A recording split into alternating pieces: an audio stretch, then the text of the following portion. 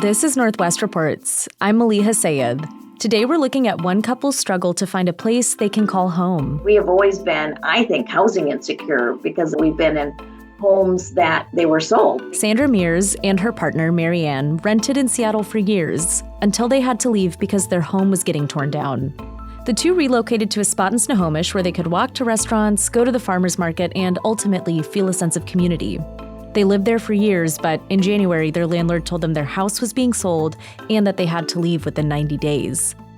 In this episode, we talked to Sandra about what it was like to once again be forced to move from her home, the hustle to quickly find a new place, and the toll the move took on her and Marianne.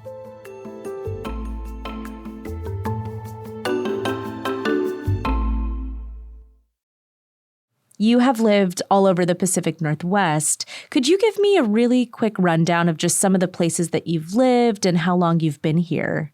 Well, correct. I'm originally from South Haven, Michigan, and I came to the Pacific Northwest site unseen.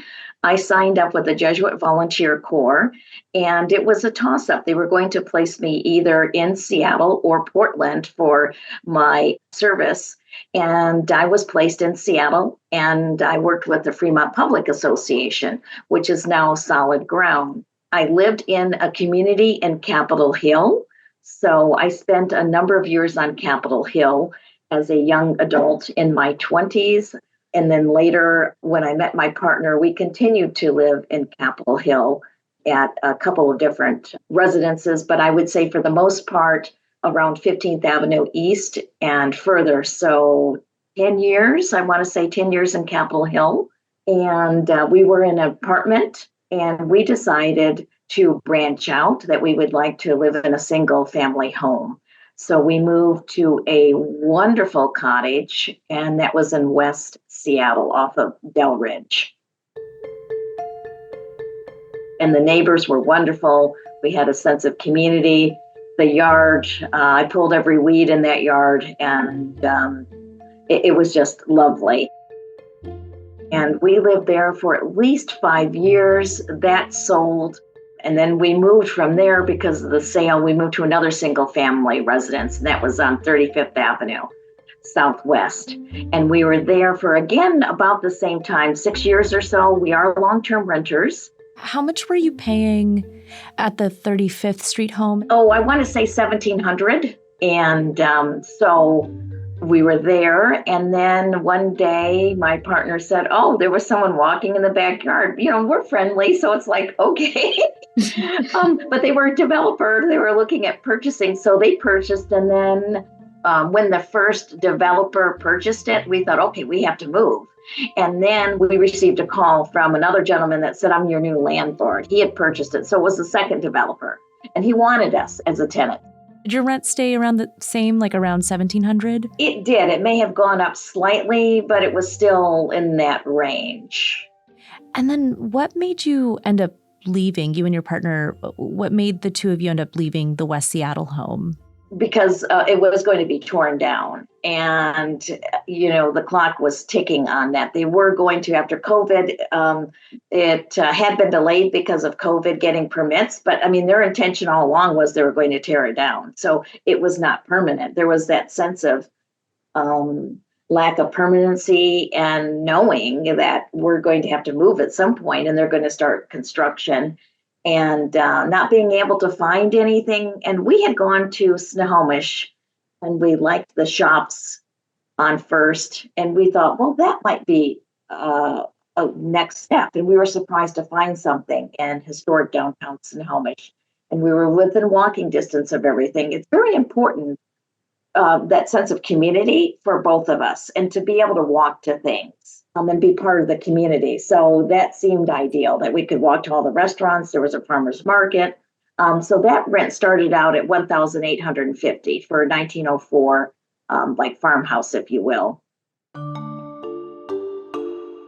So you moved to Snohomish. Around what time was that? When was that? 4.5 years ago. So what happens more recently? Why did you end up leaving Snohomish? So At the end of January, I was watching the Detroit Lions, and my partner said, "Whatever you do, do not disturb Sandra," because we were winning and then losing. But the landlord came in and gave me a letter that said that they were going to sell the house. So we had 90 days, which is typical that you give a 90-day. But they said their intent was they were going to be putting their home on the market in May.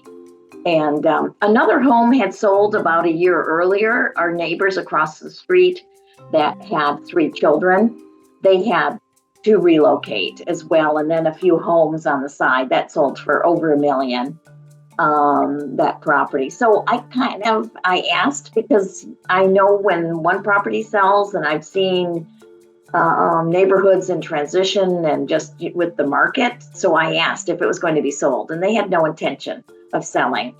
But then they had changed their mind.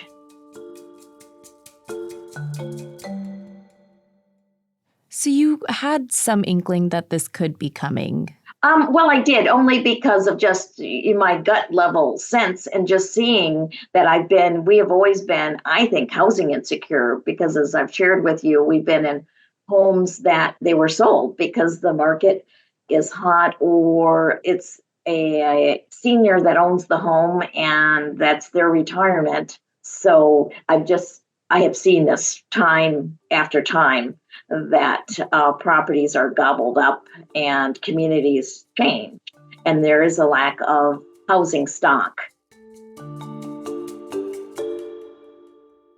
How much were you paying for the home in Snohomish? It started out at $1,850, and then it went up to $2,000.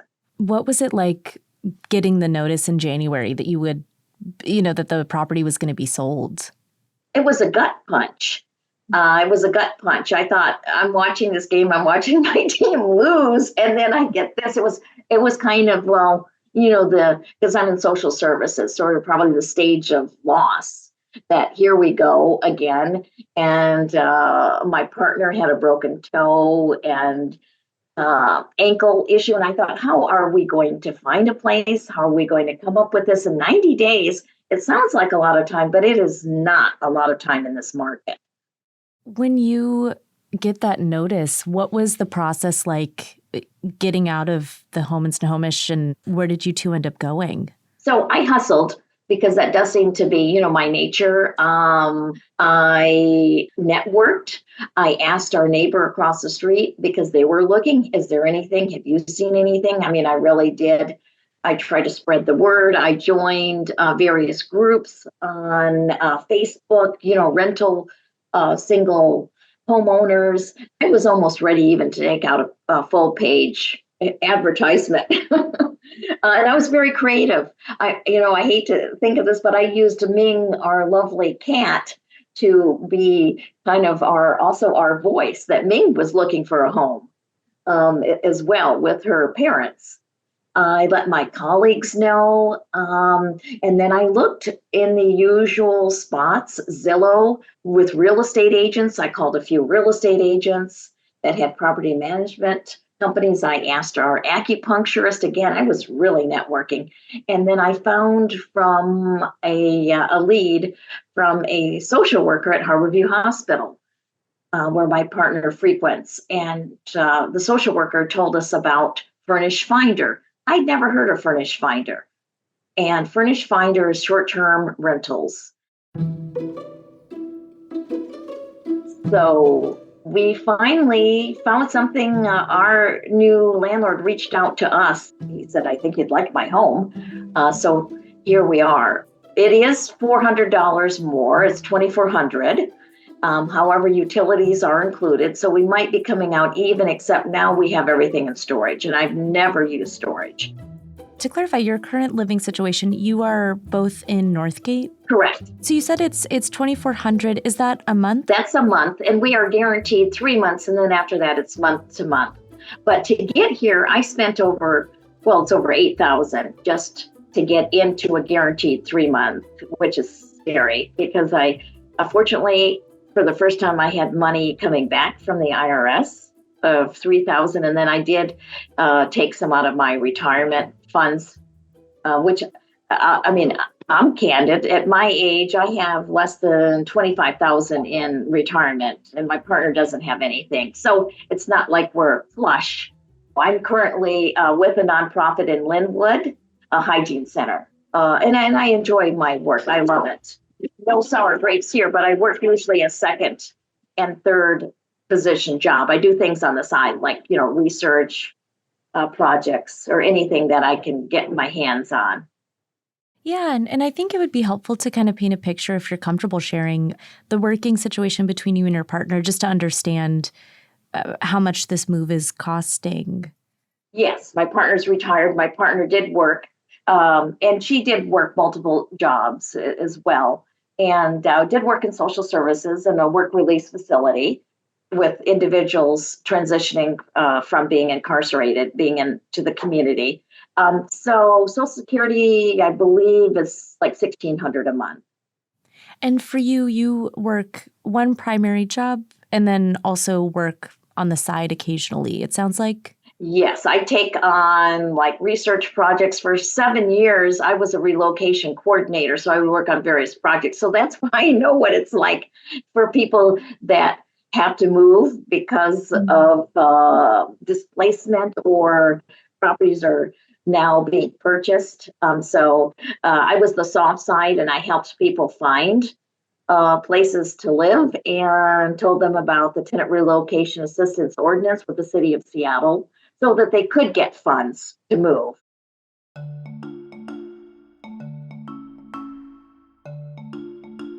And you mentioned retirement. If you're comfortable sharing how old you and your partner are. I'm 60, my partner is 71. And you mentioned that the move itself, despite the fact that the monthly rent is $2,400, the move itself cost you around $8,000. What were some of those other costs that factored into that overall total? So as I mentioned, it's 2,400. So first and last, so 24, 24. So we're at 48. The move with professional movers, 2,200. And then we had $1,000 security deposit, $100 cleaning fee.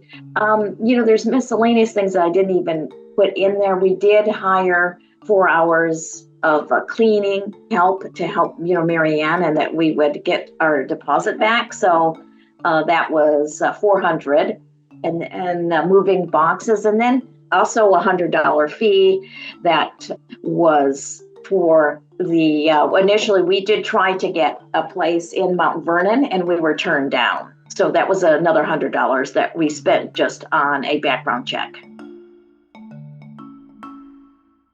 And I think we are people that always look for the silver lining and, try to be flexible. And, we're just so happy that we have a place. I mean, I really thought we were going to be homeless, and that was scary.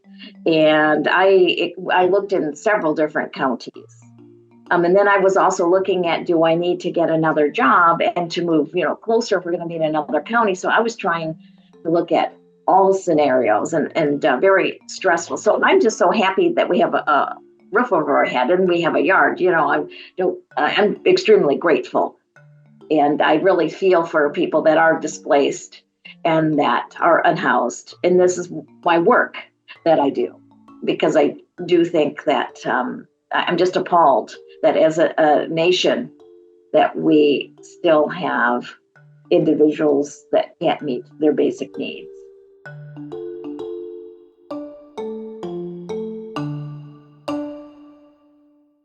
When does the 3 months end on the Northgate lease? End of July, I believe, because we came in here like July 23rd. I'd have to look at that, end of July. So at that point, do you think you'll reevaluate when that 3 months is up and you move to month, or are you currently thinking about, whether you'll move now? Oh, I think we will stay, because frankly, I just cannot see doing this in 3 months again. Mm-hmm. I don't know how we could survive it, seriously, because it's like, this is out of our hands. I mean, I think at some level, it was out of our hands, that I was just doing everything. And I said, I don't know how this is going to turn out. And I'm so fortunate that we have a place. So again, I can't see I don't think that we have the internal fortitude. I mean, we're fighters, but it took a lot out of us to make this move, and we are still unpacking. And to have to do this 3 months from now, and Marianne, it really took a toll on her because, again, she had a broken toe and sprained ankle and, bad back. So we are now fixing ourselves after the move because, we're not spring chickens here, but even with hiring movers, I was moving items to help save money. But still, it came out to be $2,200, and we moved a lot on our own and made a lot of trips.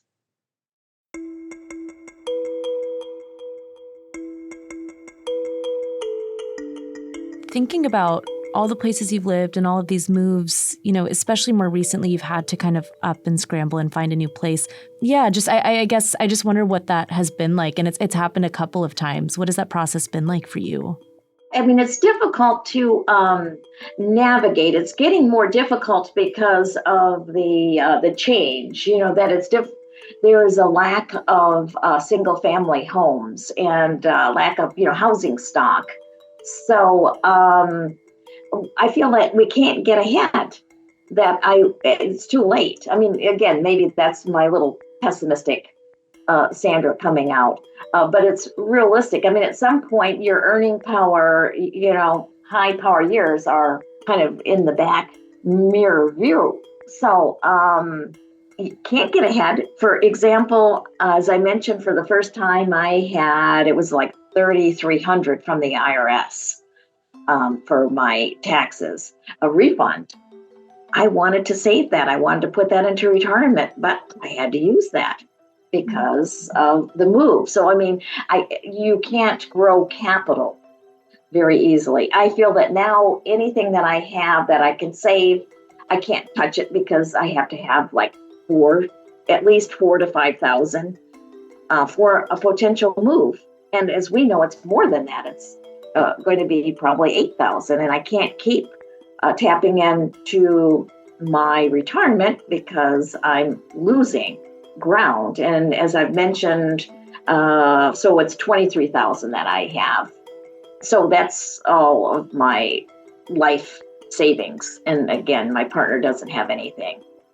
And I would like to set up an account, of course, for her, but I'm not able to do so. So, and then talk about life choices that we had to make some hard decisions. And that wasn't pleasant. Unfortunately, Marianne's lifelong friend that she knew in high school passed away. We received a call from her husband from Chicago area, and they said that Jan had passed away. And that was when we were outside looking at a potential furnished finder unit. And 2 weeks ago, they had the funeral mass for her in Chicago, and I couldn't afford to send Marianne. That's a once in a lifetime, something that we were not able to have closure for that and to honor her.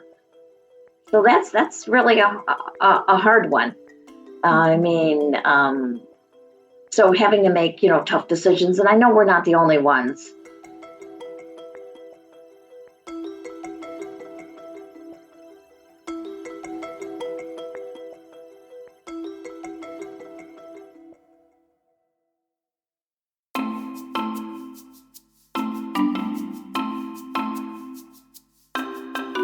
Thanks for listening to Northwest Reports. This week's guest was Sandra Mears, and thanks to Josh Cohen for his reporting on this story. This episode was produced by me, Maleeha Syed, and Sarah Bernard. The story editor was Ryan Famuliner. Our executive producer is Sarah Menzies. You can subscribe to Northwest Reports wherever you listen, and whatever platform you're listening on, please review us. We'd love to know what you think of the show. Also, if you would like to support the work we do at Cascade PBS, whether it's our lineup of podcasts, the video docuseries we stream every week, or the in-depth reporting we deliver every day, go to crosscut.com/membership. In addition to supporting our journalism, members receive complete access to the on-demand programming of Cascade PBS. For the latest political, environmental, and culture news from the Pacific Northwest, visit crosscut.com. That's also where you'll find a text version of the story we discussed today. Northwest Reports is a product of Cascade PBS. I'm Maleeha Syed. We'll be back soon with another episode.